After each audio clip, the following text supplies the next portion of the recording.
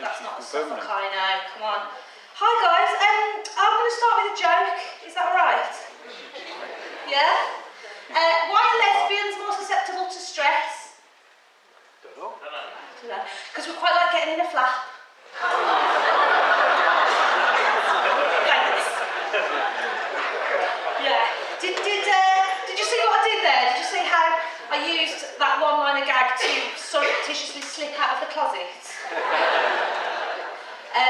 And if you're staring at physical appearance too much, you might be a bit confused at this point, folks. It is true. It also explains why I might be a bit out of breath, because I've got a 7-month-old fetus pressing on my organs. It's all right to be stunned. It's fine, I get it. A pregnant lesbian is a weird thing to take in. Not quite as weird as what I had to take in to end up like this. I'm going to clap for that, thanks. This lady at the front's looking a bit scared. Don't worry, I'm not going to divulge the ins and outs of it all, the gory details, how we pulled it off, or how we didn't pull it off. Actually, I've probably seemed quite confident talking about it in front of about 287 people tonight, but when I first got pregnant, I was really anxious about telling people that I was pregnant, especially people who didn't know very well, because I was convinced that they were going to do the same thing they did when I told them I was married, and that is automatically assume that I'm heterosexual, and then demand about an hour's worth of reassurance that I didn't think they were homophobic. And I couldn't give a toss if you're homophobic, guys, be as homophobic as you like, alright. Because actually the truth about me is that I'm actually a homophobic homosexual. And I can't stop beating myself up about it. Thank you. Actual joke as well, that one. Cheers. But yeah, I got really nervous, right? Because I was convinced that people would say things to me like, "Is your husband excited that you're pregnant? Is the father hoping for a little baby boy so he can take him down the football?" Sorry, that's quite loud, isn't it? And do you know what, guys? I'm happy to say it's not happened once. Not one person has made the assumption that I'm part of a traditional family unit. And do you know who we've got to thank for that? Slags.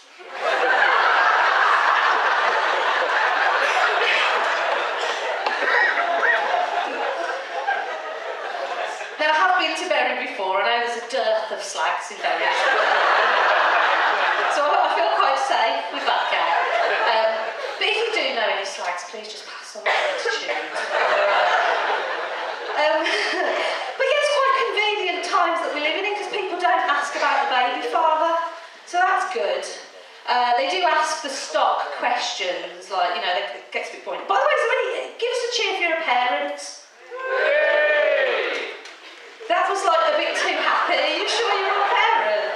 Okay, so we've got a few. Give us a cheer if you're not a parent. Yeah, they're definitely happy though, yeah.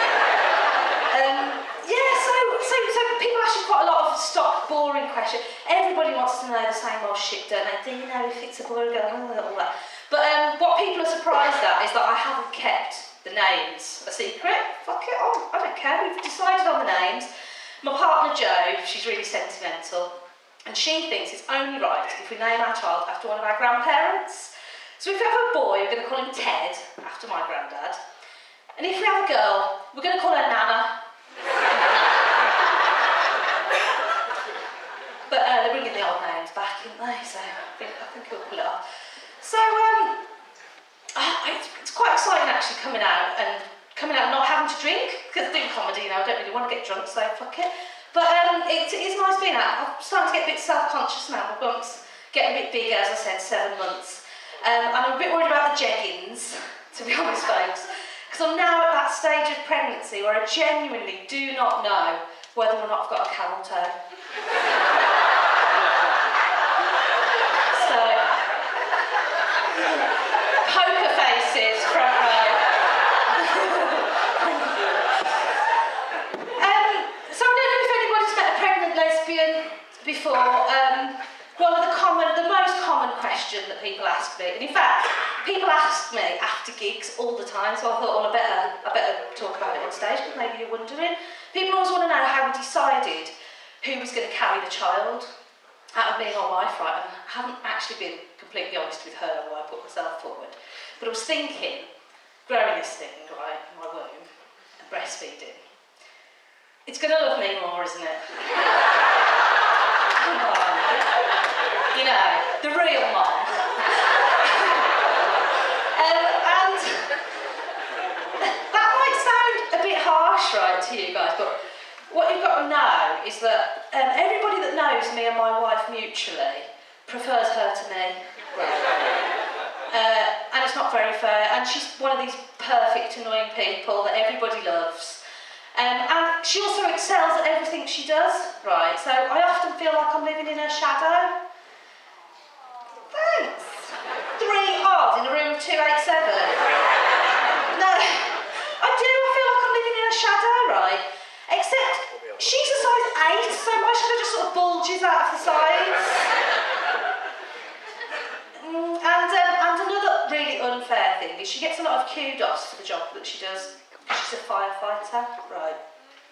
And I know that's cool, and I know it's heroic, but it's really starting to piss me off now.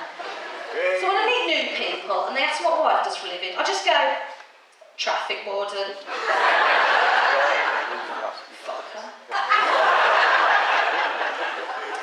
But it's seeing how adults fall at the feet of a firefighter has made me really panic, right? Because who is the kid going to look up to more? Because my day job, folks, probably shouldn't say this, psychiatric nurse, right? Thanks, what clap? This is a bloody do for Focus 12, isn't it? A kid isn't going to look up to a mental health nurse, right? A kid is going to look up to a firefighter. Imagine if we have a boy, don't know what it is by the way, imagine if we have a boy, imagine when he brings his friend home from school and Joe will go to them, right lads, it's fish fingers for tea. Then it's up to you. You can either come with me to the fire station, you can get on the fire engine, you can slide down the pole, or you can go with Ali to the mental hospital. Fuck's sake. So yeah, but I am looking forward to being a mum because everybody keeps telling us that we're going to be good parents. And I sort of believe them. But I am a little bit worried that we're going to struggle with sharing our money with someone else. Right. Because we're both 34 now and we've sort of gotten used to our salaries and don't mean to boast, but the last couple of years we've been living like queens. Yeah. And by that I mean bitching about each other and taking it up the shitter.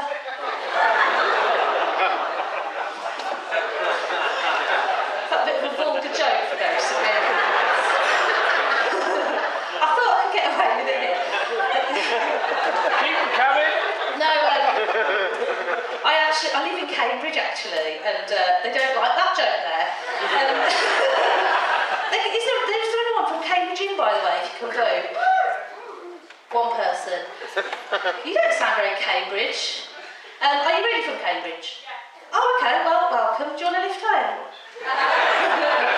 No, well, are you originally from Cambridge, or do you live there?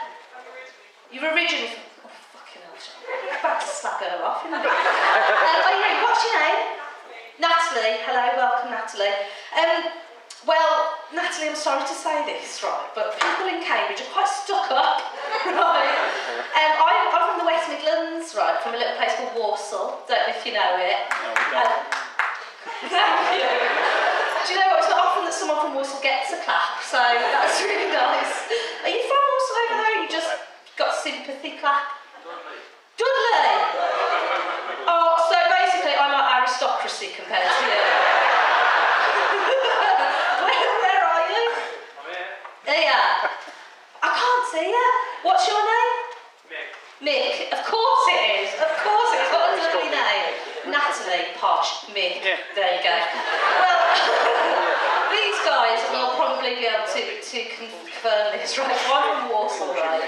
And it's been quite difficult for me settling in Cambridge because people are quite reserved, no offence.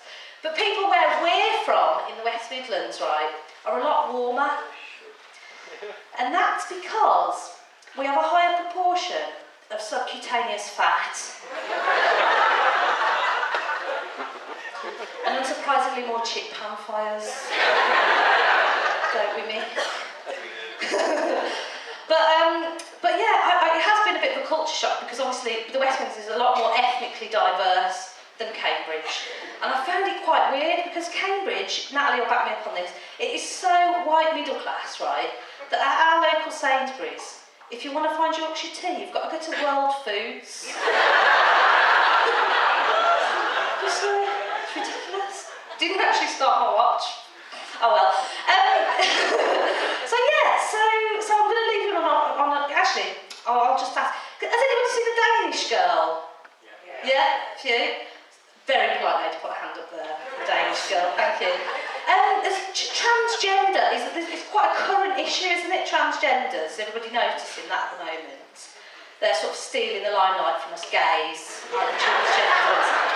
And whilst I do think it's really great that we're living in a society where more and more people can live their lives how they want to live their lives, I do object to the amount of people that are trying to get me to have a sex change. Honest to God. It's not really the best time for me to do that.